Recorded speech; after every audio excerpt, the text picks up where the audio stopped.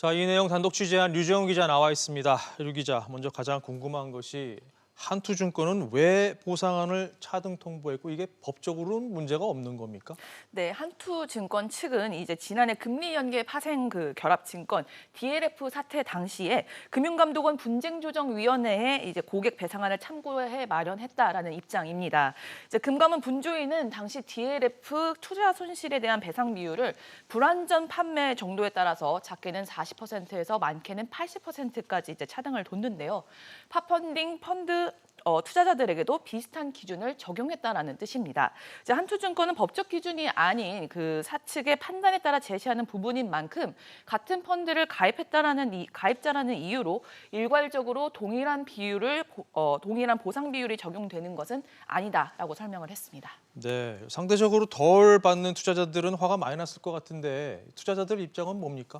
네, 당연히 받아들일 수 없다라는 입장입니다. 이제 기본 보상안을 따랐을 경우에 1억 원을 넣은 투자자는 1,800만 원가량 보상을 받지만 이번에 추가 보상안을 제시받은 펀드 투자자 중에 최대 7천만 원까지 물어주겠다는 제안이 나오면서 투자자들 사이에서 이제 논란이 일었습니다.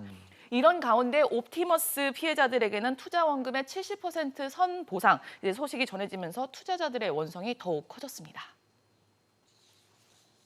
그 고객 안내문 배상안에는 절대 동의하지 않겠습니다. 고객들을 대하는 태도 자체가 기업 윤리가 되어 있지 않는 회사입니다. 그래서 저희들은 끝까지 법대로 갈 겁니다.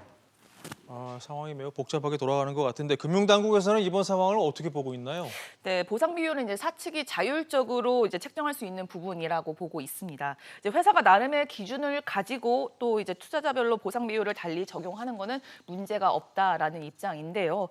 또 어디까지나 투자자와 증권사 간에 맺은 사적 계약인 만큼 섣불리 개입할 수 없다라는 한계도 있습니다. 이제 법조계에서도 안내문과 관련해서 제가 문의를 좀 해봤는데요. 이제 전문 투자자인지 아닌지 그리고 투자 경험이 많은지 아닌지 등에 따라서 증권사가 보상 비율을 달리 책정할 수 있다라고 판단은 했습니다.